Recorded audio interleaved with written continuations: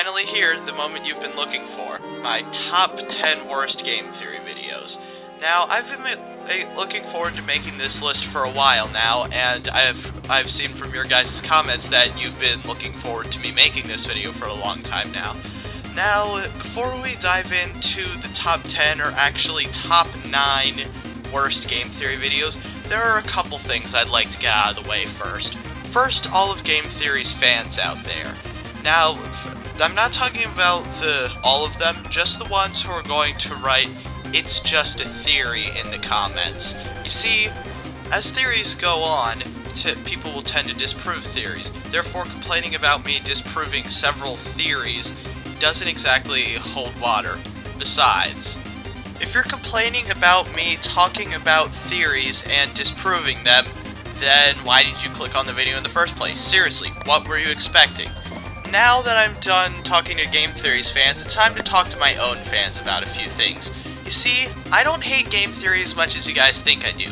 Granted, some of his videos really get on my nerves, and he is pretty arrogant with his theories some of the time, but I gotta give credit where it's due. His editing's pretty good, and heck, he can make a pretty good theory every once in a while. Particularly his Five Nights at Freddy's theories come to mind.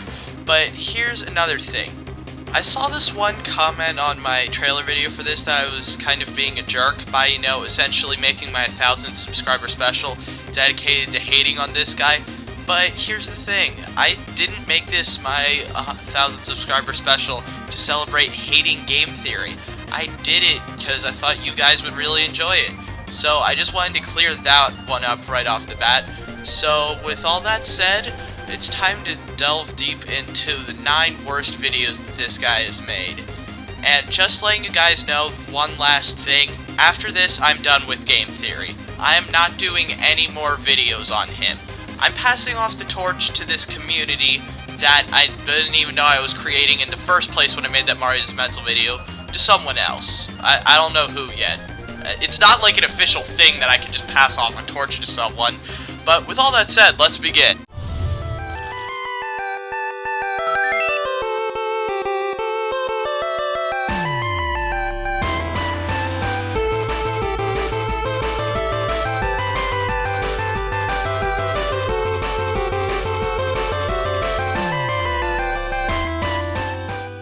Let's start this list off with something simple. A cop-out, for instance.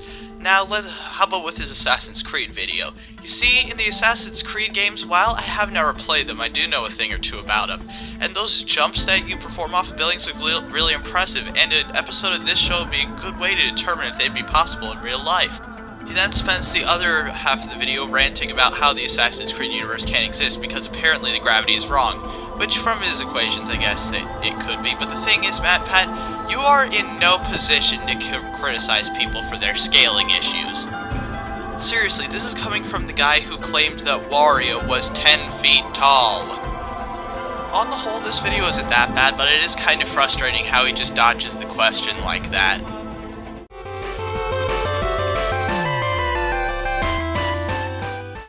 Oh boy, the Flappy Bird, PewDiePie, and Pasta Sauce video. This was a video in an already terrible trilogy of videos. It's not the worst one in that trilogy, though. We'll get to that. And I know it sounds petty, but it's just one point at the end that really got me about it. Sure, this video kind of made me feel like the gaming industry was screwed because of everyone. And sure, it made me hate PewDiePie even more for making crap like Flappy Bird, Goat Simulator, and the Impossible Quiz popular. But the main reason I hate this video is the point made at the end. I know I wish I wasn't this petty, but let's face it, for an otherwise good video to get bogged down by one point at the end, it must be pretty bad. And it is. He concludes this trilogy of videos by saying that Nintendo is wrong for censoring people with their whole copyright fiasco. But here's the thing. The whole copyright fiasco had stopped long before he made this video. So you're harassing them for something they already had stopped doing a while ago. By comparison, that's like how Bart Baker gets a ton of hate for including Nash Greer in his parodies, despite the fact that the video Nash made that made him so infamous was years ago, and he's probably learned his lesson by now. A while back, MatPat did a trio of videos involving Pokemon and its detractors. Now, the racism one and the evolution one I have no problems with, but the Pokemon battle abuse I do have a problem with, because you see, Pokemon battles are not animal abuse. Now, Aaron64 made a brilliant video on this topic, which, while I'd say go check it out, I'm just going to be listing off points from this video.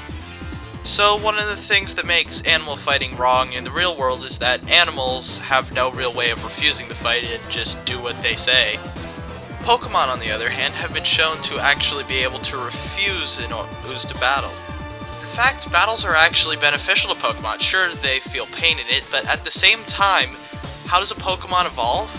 Well, for the most part, through battling. So, yeah, it's actually beneficial to them to battle, and the trainer's there to give strategies to them. Another point that he also brought up is comparing them to football, because football has coaches, aka the trainer does the strategy, and the football team, aka the Pokemon, who carry out the heavy lifting. If you want to see more, I really recommend checking out his video. Trust me, Pokemon battles aren't animal abuse.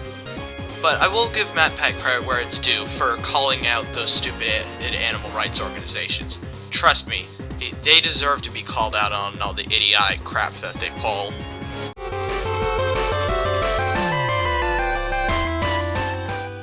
The Wily is Innocent video that Game Theory made is just plain stupid. It's saying that Wily isn't the bad guy and Dr. Light is. He brings this up using machine ethics, saying that Dr. Light never included them in his robots. Basically, machine ethics states Rule 1 that they can't hurt humans, Rule 2 that they must obey humans unless it interferes with Rule 1, and Rule 3 they must defend themselves unless it interferes with the first two rules. But here's the thing, Wily hacked into the robots, so isn't it entirely possible that Dr. Light did include roboethics in his robots, or at least a modified version of it, like maybe not including Rule 2, which would kind of impede on their free will, explaining why Proto Man escaped, and then when Wily reprogrammed them, he took said laws of robotics out? So, let's just assume everything I said is wrong. That still doesn't change the fact that Wily's the villain, though. Really think about it. Let's say a murder occurs. Who do you blame? The killer, or the company that made the gun? Light might have been the one who made the robots, but Wily's the one who's using them for evil purposes.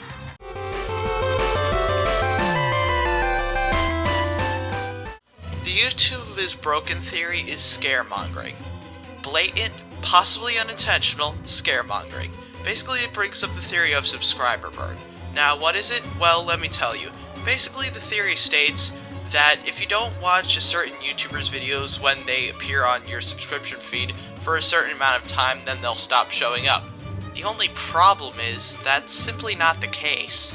And oddly enough, my way of debunking this claim comes in the form of a different Let's Player, Chugga Conroy. He's a Let's Player I really like, and when I do top 25 YouTubers I'm going to talk more about him, but the thing is, he's been doing his Xenoblade Chronicles Let's Play.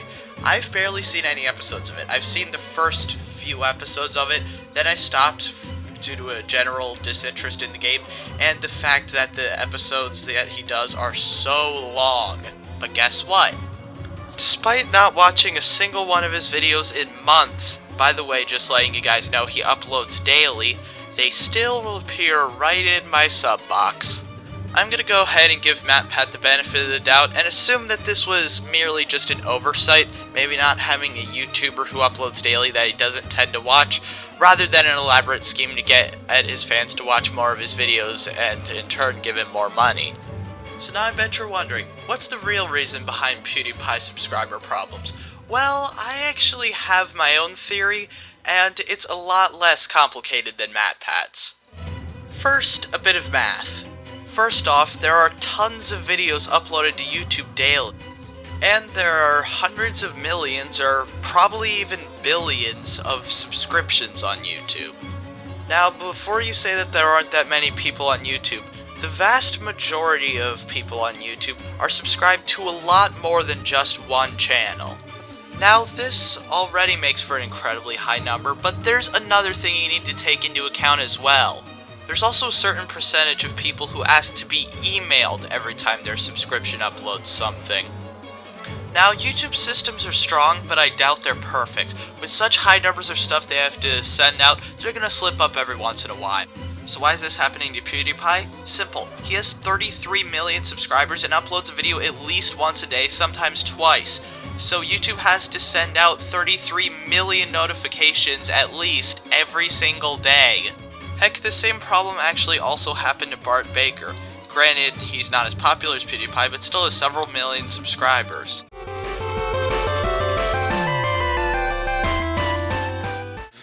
Yes, Pyro's gender. Anyone who's seen Noggin already knows the problems with this one. Now, the biggest problem with most of Pat's evidence is so obvious it's practically staring you right in the face. Basically, he bases a lot of his things on body proportion. Now, let's ignore the fact that TF2 is a relatively cartoony game, so body proportions might not be accurate, although this is about what we're talking about, so they might have gotten it right.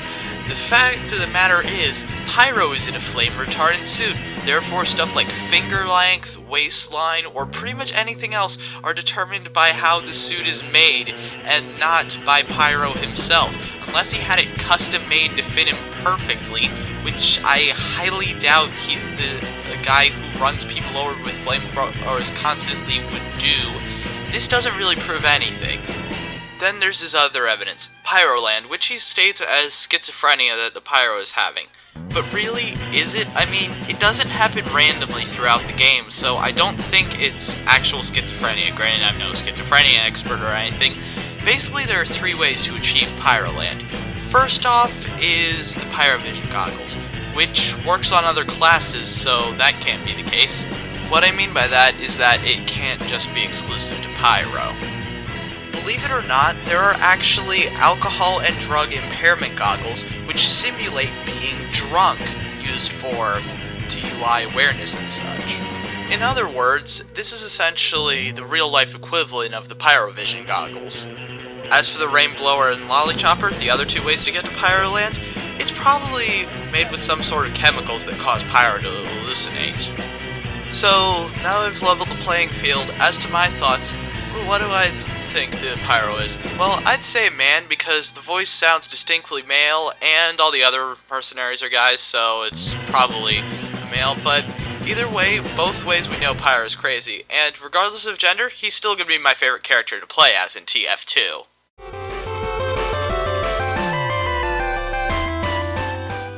Rosalina Unmasked. Oh boy. If there was any video for this list that I got requests for, it was this one. I got a lot for the problems with Peach too, but this was the biggest one. Now, this theory states that Peach is Rosalina's mother. Now, before you say this is completely ridiculous, I'm going to stop right there because I agree with you. But I need to disprove this using evidence, which is what I'm about to do. Okay, so in the storybook, there's one big piece of evidence that you at least claim to be as big, and that's the tree there that Rosalina's mom was apparently buried under. I mean, at the end of the video, you claim that your theory almost got destroyed because you couldn't find said tree, as opposed to, you know, Peach being alive and well despite Rosalina's mom being dead. But then you start to claim that, oh boy, you found the tree, so your theory is saved, it's the right tree. But there's just one problem with that. They're clearly not the same tree if you look at them closely, or even just look at them normally. They are 2 different trees. One's a pine and the other, well, I don't know what it's called, but it's not a pine tree. Now, I'm no tree expert, but I'm pretty sure trees don't change what type of tree they are over time. So now you also say that Mario is her father because he was stroking his mustache, either Mario or Luigi, despite the fact that Wario and Waluigi also have mustaches, and they're the only human male characters in the Mario universe that we know, so there could be a lot of guys with mustaches. Oh, and I love how at the end of the theory you turn it around and you're just like, oh, it was really Luigi, even though your evidence is actually pretty flawed. I mean, for starters, Peach acting cold towards Mario really doesn't support it. I mean, she is nice to Mario and cares less about Luigi. And as for the telescope, sure, it was in the mansion, I won't deny that. I've played through the game like 5 times, but the mansion was also an illusion by the boob. And when Luigi saved Mario, the whole mansion disappeared, including the telescope. But what am I saying? Why am I just breaking down the walls when you practically gave me the detonator to blow this theory wide open? What am I talking about? Well, there's evidence in your video. Koizumi, it's about as good as I'm going to get at pronouncing that name. The writer of Rosalina's storybook said during an interview that Rosalina was originally intended to be related to Princess Peach. There, boom. Little did you realize that was your own theory you were blowing up. Originally intended, as in, yeah, we were going to do this, but we decided against it. Meaning Rosalina and Peach are not related. It was specifically stated they were not related.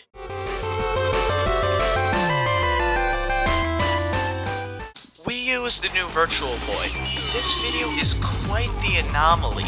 If there's one game theory video that got responses, it was this one. I mean, when I searched response to game theory, for a while I only saw my video, but then once this video came out, I saw tons of responses to it, which is why I never did a separate video for this one. But I hate it almost as much as number one. The others on this list I didn't really hate that much, it was just me sort of disproving them, but this video I freaking despise. But know what's the even crazier part? Despite all these responses, most of you guys didn't know about this. Most of you didn't mention it on my trailer video. Actually, I don't think anyone did, and when I mentioned it to one guy on a different video, he didn't know about it and reviled in horror at its existence. And for those of you who don't know, this is the other video in that one trilogy that had number 8 on it. Before I debunk his arguments, I'd just like to say that the Wii U is my favorite console out there. It's fun, it's cool, it has a lot of good games. So I was not happy about this video comparing it to the Virtual Boy. MatPat conveniently made a checklist, so debunking these should be pretty easy. So anyway, your first complaint with the Wii U is that its battery life is terrible. It's, oh no, 3.5 hours for the gamepad, but the thing is, the gamepad is rechargeable. And due to the fact that most Wii U games you can play on the gamepad, a lot of games you could actually play while the gamepad is still charging. The second complaint is cost. Now, claiming that $300 is a lot for a home console nowadays is completely ridiculous. Even the Wii U Deluxe, which is $350, is still cheaper than the PS4, which is $400, and the Xbox One, which is $500. But I think he knew this, so he decided to tack on a bunch of hidden costs. Battery pack, which, like I just said, you don't need. Wii Remote, despite the fact that almost anyone buying Wii U would already have a Wii, therefore already have a Wii Remote, and buying a game because the system did not have the common decency to come bundled with one. Okay, there are many things wrong. For starters, at launch, it did come with the game if you bought the deluxe version, which was the most logical choice because it came with a lot more stuff. Second, today it is nearly impossible to get a Wii U that doesn't come bundled with the game. The only way you wouldn't get one is if you bought it off of Amazon or bought it off of a garage sale. And lastly, MatPat, I just hate how you're like, this is unacceptable, it didn't come with the game. It's common freaking sense that you would have to pay for a game when you pay for a game system. And seriously, do you buy an oven and complain that it doesn't come with food? And you would still have to pay for a game if it wasn't the game you wanted. Oh, and these hidden costs, if you applied them to any system, it would balloon their price up astronomically. And heck, the Wii U would still be cheaper because the PS4 and Xbox One both have higher starting prices. Next, he complains about how the technology was rushed and how they gave up HD graphics to have the gamepad. But the thing is, these graphics are in HD. Granted, not as HD as the PS4 or Xbox One, but Nintendo doesn't need that level of high definition considering the fact that they're not really going for a realistic art style in their game. Okay, then he complains about having no games. I will admit that the launch lineup was a little weak, but it's still not nearly as bad as the 3DS's launch, and look at it now. Besides, he says most of the games were released on earlier, more HD consoles. I will give him earlier, but the Wii U is more HD than the 360 and PS3. Plus, the games that do get re-released on the Wii U have new gamepad functionality. Oh, and that brings me to the next point. He complains that the games don't know how to use the gamepad. Question, what do you know about how to use the gamepad? Seriously, I know you might be a YouTube expert, but I know you're not a game developer. I've seen games on the Wii U that utilize it just fine. I've played games on the Wii U that use the gamepad functionality great. So he also claims that there's a slow trickle of games coming on the Wii U and that there's still not any games on it. Hang on, when was this video made? 2014. Okay, so do you know what that means? It means at the time of this video, The Wonderful 101, Pikmin 3, Lego City Undercover, and Super Mario 3D World were all out, and they are all console exclusives. Oh, and so was Rayman Legends, and while that's technically not a console exclusive, the Wii U was still the ideal way to play it. Oh, and then you go on to whine that there's no third-party support for it, but here's the thing.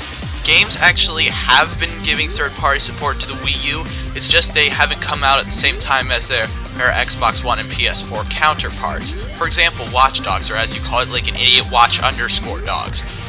Oh, and I love how you just complain that EA isn't making games for it. Seriously, EA, the company that 2 years in a row got voted worst company in America.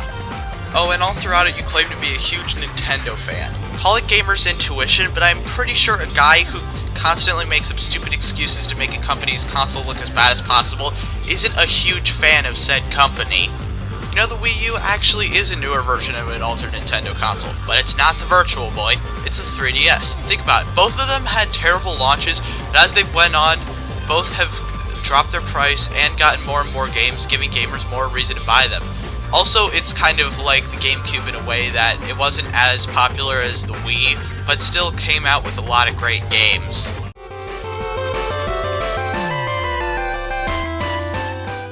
This is going to be a long entry. Possibly grab some popcorn if you haven't already. Oh boy, Mario is mental. I'm guessing that 90% of you saw this coming and the other 10% didn't think I would put this one on because I'd already talked about it. But no, I freaking hate this video. So what's this theory about? Well, you'd have to be pretty new to both mine and his channels to be asking this, considering the fact that I already did a response to it, and MatPat parades this theory around like it's his freaking magnum opus. Basically, he says Mario's a sociopath. Metal Blade 5 also did a response to this, and his was even better than mine, so I might be using a couple of his arguments, but enough time wasted. It's time to delve into this one, because this is going to be a long entry. Better grab some popcorn or something. So his first bit of evidence is that Mario abuses DK, and yes, I have looked up the story of the game, and it does say that, but here's the thing. If this DK is the ancestor to the DK we know today, then the same would go for Mario. This is Mario's father, not actual Mario. Also, the story of DK Jr. is that Mario's taking DK back to the wild, not being all mad that he took his girlfriend and caging him forever. Next is his other evidence about Mario being an animal abuser, about how he kills wigglers and Cheep Cheeps. Okay, let's ignore the fact for a second that they kill you if you touch them and into this a bit deeper. You see, with the Wiggler in Super Mario 64, Mario had no way of knowing he was ruining its home, and in Super Mario Sunshine, the Wiggler was stopping the birth of the legendary Sandbird from happening. Oh, and that same Wiggler is seen rampaging all throughout Gelato Beach right in the next mission. Oh, and MatPat says that Mario burning Cheep Cheeps is wrong, despite the fact that, you know, not only do they kill you, but they swim in large numbers, so it's hard to avoid them. Now, another thing is that, well, we go fishing in real life, and that's killing fish, but that's seen as okay. And a lot of people say, wait, but people go fishing for food. Yeah, that's true. There may be people who go fishing for food, but there's also a good deal of people who go fishing for sport. And in all honesty, which is the more gruesome way to die? Getting killed by a fireball that'll pretty much instantly kill you, or getting stabbed through the head and dragged up to the surface suffocating? I'm not saying fishing for sport is wrong, but I'm saying that what Mario's doing here definitely isn't wrong because he's doing it in self-defense. Oh, and let's not forget about the varieties of Cheep Cheeps that will flat out eat you. Oh, and then there's the matter of Yoshi. You see, Mario isn't punching Yoshi, he's actually pointing. You can see in any other game that he's pointing, and even in Super Mario World, if you zoom in real closely and take a close look, you can see there's a finger right there. Oh, and then there's the whole evidence of Mario abandoning Yoshi off a cliff, but here's the thing. When they get to that point, their fates are pretty much sealed, so Mario might as well jump off to at least save himself. I mean, do you think Yoshi could jump off of Mario to save himself? Not in this situation. Besides, who's the person who presses the button to abandon Yoshi? The player. AKA, that's kind of like saying Mario's evil because he dropped the penguin off the side of that one stage in Super Mario 64. That's kind of like saying that Cole McGrath and Delson Rowe are evil because you picked the evil options in their respective games. Oh boy, then there's his evidence about Luigi. He says Luigi is one of the most innocent and kind characters in games, and I agree with that point. But then he goes on to paint Mario as this abusive and cruel brother to Luigi. Here, allow me to debunk these claims. First is that Mario wouldn't let Luigi come on his adventure. Like I said in my timeline theory, Mario probably wants Luigi to be able to have his own adventures and not constantly be riding on his success. And in New Super Mario Bros. Wii, MatPat claims that Mario just leaves Luigi behind, but that's not the case. it doesn't show Mario or Peach carrying up in the balloon, and it shows that the door closes on its own. Mario doesn't notice Luigi because he's busy talking to the princess, and by the time they do notice Luigi, they see that the Toads have already given him a ride. Plus, if I were Mario, I'd want some alone time with the princess as well. Okay, my argument for the Mario's missing thing was kind of lame, but let me reiterate. This game didn't have a whole lot of effort put into it, so I doubt they would put too much effort into the ending. And really, we don't know what Mario's thinking here. He's probably not thinking, haha, Luigi, this is your stupid invention, this is what you're gonna get. He could be really thinking about anything here. I doubt it's, oh, I hate you so much, Luigi, you suck. Then we get to the stupidest argument in this video, and possibly the dumbest argument in MatPat's series. Okay, no, not that. The complaining about having to buy a game was even worse. But this one's pretty bad too. Basically, he says Mario is so abusive to Luigi, because when he goes over, he starts grinding his foot in.